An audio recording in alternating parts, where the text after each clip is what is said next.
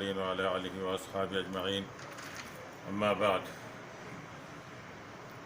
محترم بزرگوں اور عزیز دوستوں، تمام متولیان مساجد اور ڈی ایس پی صاحب، وسیع صاحب، دیگر ڈپارٹمنٹ کے ذمہ دار حضرات، السلام علیکم ورحمۃ اللہ وبرکاتہ۔ بڑی خوشی کی بات ہے، 2 مہینے کے بعد، جس میں رمضان بھی گزر گیا، شب برات بھی، شب قدر بھی گزر گئی، مسجدیں میں نماز ادا کرنے سے ہم لوگ باز رہے، اپنے اپنے گھروں میں نماز ادا کرتے رہے۔ حکومت کی جانب سے اس وقت تمام مساجد کو اور جتنے عبادت گاہیں ہیں سب کو کھول دیا گیا ہے، اس میں نماز ادا کرنے کی اجازت دی گئی ہے۔ مسجدوں میں عبادت ادا کرنے کا یا نماز ادا کرنے کی اجازت دینے کا مطلب یہ نہیں ہے کہ کرونا وائرس ختم ہو چکا ہے۔ کرونا وائرس ختم نہیں ہوا ہے، بلکہ آج کے بعد سے شروع ہوگا۔ لاک ڈاؤن ختم ہوا ہے، اس کا یہ مطلب نہیں ہے کہ ہم ہر طرح سے آزاد ہو چکے ہیں۔ اب ہماری ہر ایک کی ذمہ داری ہے کہ حکومت کے بتائے ہوئے گائیڈ لائنز کو اپناتے ہوئے ہم اپنی روزمرہ کی زندگی گزاریں اور نماز کے اندر، کاروبار میں، چلنے پھرنے میں، خرید و فروخت میں، ہر طرح کے اپنے ضروری کاموں میں حکومت کے بتائے ہوئے گائیڈ لائنز کے مطابق زندگی گزاریں، تو ہم بھی محفوظ رہیں گے، ہمارے آس پاس کے دوست احباب محفوظ رہیں گے، ہمارا پڑوس، ہمارا محلہ، ہمارا گاؤں بھی محفوظ رہے گا۔ اس لیے یہ نہیں سمجھنا چاہیے کہ گائیڈ لائنز کو اپنائے بغیر ہم زندگی گزاریں گے تو ہم بھی پریشانی میں مبتلا ہو جائیں گے اور ڈپارٹمنٹ والوں کو بھی پریشانی کے اندر مبتلا کر دیں گے۔ اس لیے سب سے گزارش ہے، جو باتیں کہی گئی ہیں، جو آپ کو معلوم ہے، جس سے بچنا ضروری ہے، سننے کے بعد اس پر عمل کرنے کی ہر آدمی کوشش کرنی چاہیے۔ اس سے کسی بھی طرح کی غفلت نہیں برتنی چاہیے۔ یہ ہماری غفلت ہمارے لیے، ہمارے گھر والوں کے لیے، ہمارے محلے والوں کے لیے جان لیوا ثابت ہو سکتی ہے، اور اگر کسی کو یہ مرض لاحق ہو گیا تو پھر اس سے بچاؤ کے راستے بہت کم ہو جاتے ہیں۔ اس لیے مہربانی فرما کر تمام برادران اسلام سے اور خاص طور سے کجری کے تمام باشندوں سے گزارش کی جاتی ہے، حکومت نے جس طریقے سے رہنے کا اور احتیاط کرنے کا حکم دیا ہے، اس پر عمل کرتے ہوئے اپنی زندگی کی گاڑی کو آگے بڑھاتے جائیں۔ رہا نماز کا مسئلہ، مسجدوں میں آنے والے 5 وقتہ نمازیوں سے بہت صفائی کے ساتھ گزارش کی جاتی ہے، اور اسی طرح جمعہ میں آنے والے تمام نمازیوں اور مصلیوں سے گزارش کی جاتی ہے کہ وہ ان تمام قوانین پر عمل کرنے کی کوشش کریں اور اس میں کسی طرح کی بھی کاہلی اور سستی نہ برتیں۔ جو باتیں آپ کو بتائی جائیں گی اس کو غور سے سماعت کریں، اس پر عمل ہر طریقے سے تم کو کرنا ضروری ہے۔ کسی بھی شخص کو اس بات کی ہرگز اجازت نہیں ہوگی کہ وہ مؤذن سے ہو یا امام سے ہو، کسی سے کسی قسم کی بحث کرنے کی اس کو اجازت نہیں ہوگی۔ مسجد میں آنے کے بعد امام صاحب یا مؤذن جس طرح سے کہے اس طرح ہر مصلی کو، چاہے وہ چھوٹا ہو، چاہے وہ بڑا ہو، چاہے وہ مالدار ہو، چاہے وہ ذمہ دار ہو مسجد کا، اس کو اس کی بات کو سن کر اس پر عمل کرتے ہوئے مسجد میں آنے کی اور جانے کی کوشش کرنی چاہیے۔ یہ نہیں ہونا چاہیے کہ مؤذن ہم کو کہنے والا ہے کیا، امام ہم کو کہنے والا ہے کیا، تم کون ہم کو روکنے والے ہو۔ اس طرح کی باتیں ہرگز نہیں کرنی چاہیے کسی بھی مصلی کو۔ اگر کوئی اس طرح کی بحث کرتا ہے وہ قانوناً جرم کہلائے گا اور اس پر سخت ایکشن لیا جائے گا۔ اس لیے جو طریقے بتائے جاتے ہیں اس پر عمل کرتے ہوئے مسجد میں آنے کی کوشش کریں۔ مسجد میں آنے سے کسی کو منع نہیں کیا جائے گا، نماز پڑھنے سے کسی کو منع نہیں کیا جائے گا۔ منع صرف یہ کیا جائے گا کہ آپ اپنے مرضی کے مطابق نہیں آئیں گے، آپ اپنے مرضی کے مطابق نہیں جائیں گے، آپ اپنی مرضی کے مطابق نماز نہیں پڑھیں گے، آپ اپنے مرضی کے مطابق مسجد میں نہیں ٹھہریں گے۔ مسجد میں آنے کے لیے سب سے بڑی شرط یہ ہوگی کہ آپ اپنے گھر سے وضو کر کے آئیں۔ آپ اپنے گھر سے ہر حال میں وضو کر کے آئیں۔ دکانداروں کی شکایت ہوتی ہے کہ ہمارا گھر دور ہوتا ہے، ہم مسجد سے قریب ہوتے ہیں، ہم وضو کر کے نہیں آ سکتے، ہم مسجد میں وضو کریں گے۔ ان کے لیے میری یہ گزارش ہے، ہر دکاندار اپنے دکان میں ایک واٹر کین رکھ لے، نماز کو آنے سے پہلے وہ وہیں وضو کر لے، وضو کر کے مسجد میں آئے۔ اور مسجد میں آنے سے پہلے وضو کر کے آئیں اور اپنے ہاتھوں کی صفائی کا ضرور خیال رکھیں. دکانوں میں کام کرنے کے بعد ہاتھ گندے ہوتے ہیں، اس کا خاص خیال رکھیں. کوئی سینیٹائزر رکھیں، صابن رکھیں، اس سے اپنے ہاتھ پاؤں کو صاف کر کے اپنا چہرہ صاف کر کے مسجد میں تشریف لائیں. مسجد میں آتے وقت اپنی جانماز اپنے ساتھ لے کے آئیں. اپنی جانماز اپنے ساتھ لے کے آئیں. اسی جانماز پر آپ اپنی نماز پڑھیں گے. اور جب آپ اپنا جوتا چھوڑیں گے تو اس کو ایک کور کے اندر بند کر کے جہاں تک ہو سکے دوسروں کے جوتوں سے الگ رکھنے کی کوشش کریں. جب آپ مسجد میں تشریف لائیں تو ایک دوسرے کے ساتھ مل کر نہ بیٹھیں، بلکہ سماجی دوری جو کم سے کم جو میٹر جیسے بتایا گیا ہے 1-2 میٹر کے حساب سے دوری رکھی جائے. اور بالکل اس بات کا یہ نہ کریں کہ ہم قریب ہو کر بیٹھیں گے. یہ آج اسلام میں مل کر نماز پڑھنے کی تاکید کی جاتی ہے، لیکن ایسے حالات میں دور کھڑے ہو کر نماز پڑھنے کی اجازت ہے. اس لیے ایک دوسرے کے ساتھ ڈسٹینس رکھ کے، دوری رکھ کے، سماجی دوری رکھ کے نماز کے لیے نیت باندھیں. اور نماز جو ہوگی یہ بھی اس بات کا خیال رکھیں، ہر مسجد میں اذان کے بعد فوراً نماز شروع ہو جائے گی. ہر مسجد میں اذان کے بعد نماز فوراً شروع ہو جائے گی. سنت پڑھنے کا کسی کو موقع نہیں دیا جائے گا. سنت اپنے گھر سے پڑھ کے آئیں. نماز سے پہلے جیسے ظہر کی نماز سے پہلے سنت پڑھنا ضروری ہے، وہ اپنے گھر سے پڑھ لیں. اگر نہیں پڑھ سکتے ہیں تو فرض نماز کے بعد ظہر سے پہلے کی سنت پہ اپنے گھر جا کر پڑھ لیں، یا اپنے دکان میں جہاں آپ رہتے ہیں اس کا انتظام کر لیں. مسجد میں سنتیں یا نوافل پڑھنے کی ہرگز کوشش نہ کریں. اسی طریقے سے نماز جماعت کی نماز ہونے کے بعد بہت سے حضرات آتے ہیں کہ ہم نماز پڑھیں گے.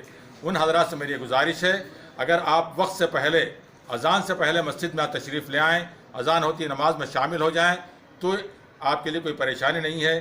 اگر کوئی آدمی کسی ضرورت کی وجہ سے اذان سے پہلے نہیں آ سکا، نماز جماعت ہونے کے بعد مسجد میں آتا ہے، ان سے میری گزارش ہے کہ وہ مسجد میں آنے سے پرہیز کریں، اپنے گھر میں نماز ادا کر لیں. اس لیے کہہ رہا ہوں کہ آپ ایک آئیں گے، آپ کے پیچھے دوسرا آئے گا، ان کے پیچھے تیسرا آئے گا. اس طرح مؤذن انتظار کرتا ہوا کھڑا رہ جائے گا کہ ان کی نماز ہو جائے، ان کی نماز ہو جائے. ہر آدمی یہ کہے گا 2 منٹ رک جائے، میں نماز پڑھ لیتا ہوں. جب جماعت ہو جاتی ہے تو مؤذن صاحب کو تمام متولی حضرات اس بات کا پابند بنائیں گے کہ وہ فوری طور پر مسجد کو لاک کر دیں. تو اس لیے کوئی بھی مصلی کسی بھی مؤذن سے الجھنے کی کوشش نہ کرے. اور نماز ہونے کے بعد مؤذن کی ذمہ داری ہے، اور متولی حضرات بھی مؤذن کے ساتھ، اگر کوئی مؤذن کمزور ہے، کام نہیں کر سکتا تو اس کو ساتھ میں ایک اور آدمی لگا کر مسجد کی صفائی کا خاص طور سے خیال رکھیں. فینائل سے یا بلیچنگ پاؤڈر سے، کوئی بھی چیز جو صفائی کی ہوتی ہیں، جو جراثیم مرنے کی چیزیں ہوتی ہیں، وہ چیزوں سے مسجد کی صفائی کی جائے. اور مسجد میں آنے سے پہلے جو صفائی ہونی چاہیے وہ صفائی کا ضروری خیال رکھیں. اور مسجد کے جتنے حوض ہیں اس کو بند کر دیا جائے، اور مسجد کے جتنے لیٹرین اور باتھ رومس ہیں اس کو بند کر دیا جائے. کسی کو ایمرجنسی ہے تو وہ جماعت چھوڑ کر اپنے گھر چلے جائے، اپنی ضرورت پوری کر کے پھر نماز وہیں گھر پر ادا کر لے. بالکل اس بات کی مؤذن پر دباؤ نہ ڈالے کہ لیٹرین کھولی جائے، باتھ روم کھولیں، مجھے فوری طور پر جانا ہے. اس طرح کے کوئی دباؤ ہرگز کوئی بھی نہ ڈالے.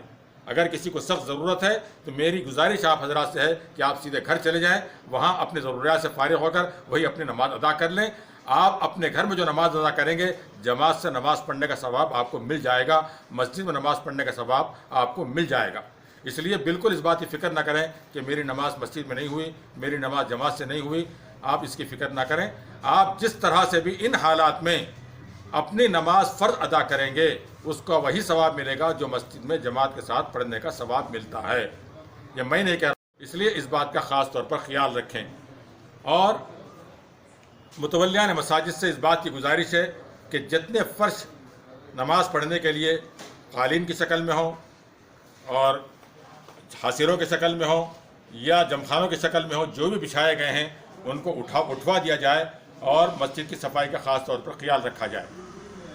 اور ساتھ میں جو حضرات جیسے کہ کہا گیا بڑی عمر کے حضرات، کہ خاص طور سے ان کو ایک طرح کا جنون ہوتا ہے، ضد ہوتی ہے کہ ہم مسجد میں ہی نماز آ کے پڑھیں گے. میری ان سے بہت ہی مؤدبانہ عاجزانہ گزارش ہے کہ جو حضرات عمر ہو چکی ہے، جو بڑی مشکل سے چلتے پھرتے ہیں، جن کی عمر 65-70 سال ہو چکی ہے، ان سے میری بہت عاجزی سے گزارش کرتا ہوں کہ وہ حضرات مسجد کا رخ کرنے کی ہرگز کوشش نہ کریں. اور بہت سے ہمارے نوجوان حضرات اپنے بچوں کو ساتھ لانے میں فخر محسوس کرتے ہیں، کہتے ہیں کہ مولوی صاحب بچہ سنتا نہیں ہے، ضد کرتا ہے، وہ ساتھ آ جاتا ہے۔ اگر کوئی بچہ آپ کے ساتھ آنے کی ضد کرتا ہے، میں ان حضرات سے گزارش کرتا ہوں کہ وہ مسجد میں آنے کے بجائے اپنے گھر میں نماز پڑھ لیں۔ جمعہ میں یا کسی اور نماز میں بچوں کو اپنے ساتھ لانے کی ہرگز کوشش نہ کریں۔ اگر آپ لائیں گے، مسجد کے ذمہ دار پہلے نرمی سے سمجھائیں گے، آپ نہیں سمجھیں گے تو سختی کے ساتھ آپ کو مسجد سے باہر کر دیا جائے گا۔ اس میں کسی طرح کی کوئی رعایت نہیں کی جائے گی۔ اس لیے میری تمام ان مصلیوں سے گزارش ہے جو اپنے بچوں کو ساتھ لاتے ہیں، اس بات ہرگز ساتھ نہ لائیں، اور جو عمر رسیدہ لوگ ہیں، بوڑھے لوگ ہیں، وہ بالکل مسجد کا رخ نہ کریں، اپنے گھر میں نماز پڑھ لیں، ان کو جماعت کے نماز پڑھنے کا ثواب دیا جائے گا، مل جائے گا۔ اور اسی طریقے سے جو حضرات صحت مند ہیں، نوجوان ہیں، ان سے میری ایک عاجزانہ گزارش ہے، اگر ان کو موسم کی تبدیلی کی وجہ سے کوئی بخار ہو گیا ہو یا کھانسی سردی ہو یا اور کوئی قسم کی پریشانی ہو، تو وہ حضرات بھی مسجد میں آنے سے اپنے آپ سے پرہیز کریں، مسجد میں تشریف نہ لائیں جب تک کہ آپ کی کھانسی سردی اور جو کچھ بھی آپ کے اندر جو کمیاں ہیں وہ پوری نہ ہو جائیں، اور ڈاکٹر کے ذریعے سے علاج کرانے کے بعد ہی آپ اپنی سردی کھانسی ختم ہونے کے بعد مسجد میں تشریف لائیں۔ اگر کسی کو الرجی ہے، وہ کھانسی وغیرہ ان کو بار بار آتی ہے، ویسے حضرات سے بھی میری یہ گزارش ہے کہ وہ حضرات بھی مسجد میں آنے سے پرہیز کریں تاکہ کسی کو کسی طریقے سے کوئی تکلیف نہ پہنچے۔ تو اس طرح ہم اگر نماز ادا کریں تو ہماری نماز پڑھنے میں کسی قسم کی رکاوٹ نہیں آئے گی۔ اگر ہم بے احتیاطی کے ساتھ نماز ادا کریں گے، اللہ نہ کرے کوئی مسجدوں کی طرف سے یا کسی اور کی طرف سے یہ بیماری پھیلنی شروع ہو گئی تو پھر اس کے بعد لاک ڈاؤن شروع ہو جائے گا، مسجدیں بند ہو جائیں گی اور تمام مسجدوں میں تالے لگ جائیں گے۔ اس کے ہم سبب نہ بنیں، اس لیے جو ہدایات دی گئی ہیں اس کا خاص طور سے اہتمام کریں، اس میں کسی طریقے سے بھی کاہلی و سستی نہ برتیں، اور جو باتیں کہی جاتی ہیں اس پر پوری طرح سے عمل کرنے کی کوشش کریں۔ کچھ باتیں ایک بار پھر دہرا دیتا ہوں جو خاص باتیں ہیں۔ پہلی بات ہے، سب سے پہلے مسجد کی صفائی کا مکمل انتظام کیا جائے۔ ہر نماز کے بعد جہاں تک ہو سکے فینائل سے اسپرے وغیرہ استعمال کر کے مسجد کی صفائی کی جائے۔ نماز کے لیے اپنے گھروں ہی سے پیشاب، پاخانہ، استنجا وغیرہ کرنے، وضو کر کے مسجد میں تشریف لائیں۔ جہاں تک ہو سکے مسجد کا استنجا خانہ، وضو خانہ استعمال نہ کریں۔ تمام نماز پڑھنے والے مصلیان اکرام سے گزارش کی جاتی ہے کہ وہ جانی نماز یعنی نماز پڑھنے کے لیے مصلی اپنے ساتھ لائیں اور ساتھ میں ماسک پہن کر آئیں۔ جب تک نماز ختم نہ ہو ماسک اپنے منہ سے نہ نکالیں۔ مساجد میں سینیٹائزرز کا انتظام کریں اور جو بھی جائیں اس کو اس کا استعمال کریں۔ جماعت کے صفوں میں سماجی فاصلے کا خاص طور سے اہتمام کریں، اور اس میں ساتھ میں مسجدوں میں بہت سے مسجدوں میں تولیہ وغیرہ لگائے رہتے ہیں، ٹوپیاں رہتی ہیں، اس کا ہرگز استعمال نہ کریں۔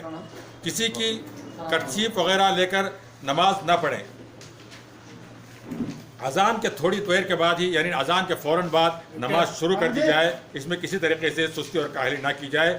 جمعہ کی نماز کے لیے یہی حکم ہے کہ اذان دینے کے بعد فوراً امام صاحب خطبہ شروع کر دیں اور نماز پورا کر دیں، اور نماز پڑھنے کے بعد ہر آدمی ایک کر کے لائن کے ساتھ مسجد سے باہر جانے کی کوشش کرے، ایک ساتھ بھیڑ اندر نہ آئے۔ بچے، بوڑھے، بیمار، کھانسی، سردی، بخار کے مریض اپنے گھروں میں نماز ادا کریں۔ فرض نمازوں کے بعد سنن نوافل گھروں میں ہی ادا کریں۔ مسجد میں کسی قسم کی میٹنگ نہ کریں، مصافحہ نہ کریں، معانقہ نہ کریں، گلے نہ ملیں، اور کسی سے بحث مباحثے کے اندر یا کوئی بات چیت کرنے کے لیے ہرگز نہ بیٹھیں۔ اور مسجد میں رکھے ہوئے قرآن کی تلاوت کی کوشش نہ کریں۔ مسجد میں رکھنے والی جتنی کتابیں ہیں اس کو وہیں رہنے دیں، اس کو کوئی ہاتھ نہ لگائے۔ اور اسی طریقے سے مسجد میں داخل ہوتے ہوئے مسجدوں کے دروازوں کو ہاتھ لگانا، کسی اور چیز کو ہاتھ لگانا، اس سے اپنے آپ کو بچائے رکھیں۔ نماز کی ادائیگی کے بعد تمام مؤذنین اور متولیان حضرات سے گزارش کی جاتی ہے کہ فوراً مسجد کو لاک کر دیا جائے، کسی کے لیے نہ کھولا جائے۔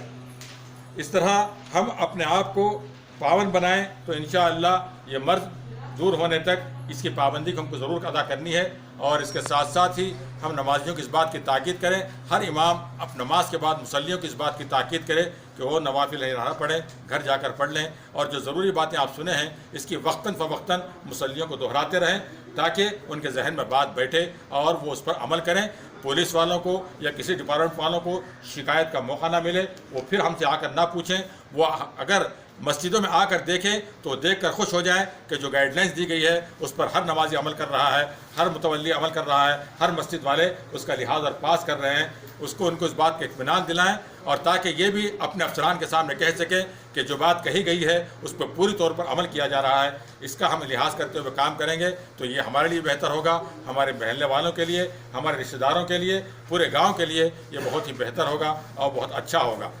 اور خاص طور سے ایک بات میں تمام مسلمان بھائیوں سے عرض کرنا چاہتا ہوں، یہ کووڈ-19 یہ آج ختم نہیں ہوا ہے، ہو سکتا ہے آنے والے دنوں میں بہت زیادہ ہو جائے۔ اس کا کوئی بھی شکار ہو سکتا ہے، جوان بھی ہو سکتا ہے، سکھ عیسائی بھی ہو سکتا ہے، کسی بھی کمیونٹی کا آدمی اس کا شکار ہو سکتا ہے۔ جب شکار ہو جاتا ہے تو اس بات سے کوئی نہ گھبرائیں کہ ہم اس سے بالکل دور ہو جائیں، سماجی بائیکاٹ کر دیں، یہ ہرگز نہ کریں۔ وہ ہمارے اپنے ہیں، ہمارے گھر کے افراد ہیں، اس کے لیے ڈاکٹر حضرات جو طریقے بتلائے ہیں اس پر عمل کرتے ہوئے ان کا ٹریٹمنٹ کرائیں، ان کو اپنے گھر کے کمرے کے اندر ان کو بند رکھ کر ان کو باہر آئے بغیر ان کی تمام ضروریات کی چیزیں وہاں مہیا کرائیں، ان کو پہنچائیں۔ اللہ نہ کرے کوئی اس بیماری میں انتقال کر جائے، تو اس بات کا خاص طور پر خیال رکھیں، ان کو باقاعدہ نہلائیں، دھلائیں، غسل کرائیں، ان کو کفنائیں اور قبرستان میں لے جا کر دفنائیں۔ اگر کوئی آدمی اس میں تعاون نہیں کر رہا ہے، کوئی نہلانے کے لیے نہیں آ رہا ہے، کوئی دفنانے کے لیے نہیں آ رہا ہے، کوئی نماز پڑھانے کے لیے نہیں آ رہا ہے، تو آپ دارالفرقانیہ جامعہ مسجد قدری کو اطلاع کریں یا جامعۃ العلماء کو اطلاع کریں یا مجھے اطلاع کریں۔ میرا نمبر نوٹ کر لیں، 9440384788 میرا نمبر ہے۔ آپ مجھ سے رابطہ قائم کریں کہ ہم نہلانے کا اور کفنانے کا اور نماز کا اور دفنانے کا انتظام کریں گے۔ لیکن اس کو بغیر نہلائے، بغیر کفنائے، بغیر نماز جنازے کے قطعاً کسی کو دفنایا نہ جائے۔ بعض حضرات یہ سوال کرتے ہیں کہ اگر قبرستان میں دفنائیں یا نہ دفنائیں۔ میرے دوستو، میرے بھائیو، اس بات کا خیال رکھیں، قبرستان میں لے جا کر دفنائیں۔ آدمی مر جانے کے بعد چند گھنٹوں کے بعد اس کے اندر سے وہ تمام چیزیں ختم ہو جاتی ہیں۔ انشاءاللہ ثم انشاءاللہ میں سمجھتا ہوں کہ اس کی بیماری ہم کو نہیں لگے گی۔ مرنے کے بعد آدمی کا ایسا ہی احترام کرنا چاہیے جیسا وہ زندہ ہے۔ آپ کی ایک حدیث بتاؤں، نبی پاک صلی اللہ علیہ وسلم بیٹھے ہوئے تھے اپنے صحابہ کے ساتھ میں، ایک غیر مسلم کا جنازہ وہاں سے گیا، مسلمان کا نہیں، صحابی کا نہیں، غیر مسلم کا جنازہ وہاں سے گیا۔ حضور پاک صلی اللہ علیہ وسلم اس جنازے کے احترام میں کھڑے ہو گئے۔ صحابہ نے پوچھا کہ اللہ کے رسول، یہ مسلمان کا جنازہ نہیں بلکہ غیر مسلم کا جنازہ ہے۔ تو اللہ کے رسول نے فرمایا، آخر ہے تو وہ انسان ہی ہے، انسان کا احترام کرنا ضروری ہے، اس لیے میت کا احترام کریں، اس کو نہلائیں، دھلائیں، کفنائیں۔ اگر کوئی اس کا تعاون نہیں کر رہا، کوئی سامنے نہیں آ رہا ہے، انشاءاللہ میں خود سامنے آؤں گا، میں نہلاؤں گا، میں کفناؤں گا، میں دفناؤں گا، انشاءاللہ نماز جنازہ میں پڑھاؤں گا۔ اگر کسی کو ڈر ہے موت کا، یہ یاد رکھیں کہ موت تو اپنے وقت پہ آنی ہے، جب وقت آئے گا لا ساتھ والا یہ لمحہ نہ ادھر ہوگی نہ ادھر ہوگی۔ اور ایسے ہی دوسرے کمیونٹی والے بھی اگر کوئی اپنے اس طرح کے کوئی مرنے والے سے گھبراتے ہیں، دور ہٹتے ہیں، تو اس کے لیے بھی ہماری خدمات انشاءاللہ ساتھ رہیں گی۔ ہم لوگ آئیں گے، ان کے مذہب کے مطابق ان کا انتم سنسکار کرنے کے لیے ہم پورا کوآپریٹ کریں گے۔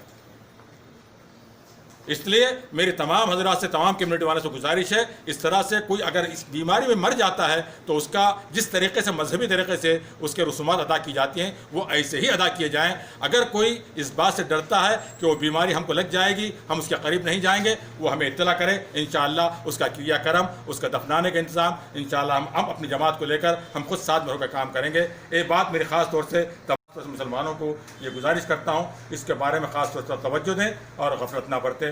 جو کچھ بھی کہا سنا گیا، اس کے لیے جو موقع دیا گیا، ان سب کا میں آپ تمام ڈپارٹمنٹ والوں کا شکریہ ادا کرتا ہوں۔ آمین واخر الدعوانا الحمدللہ رب العالمین۔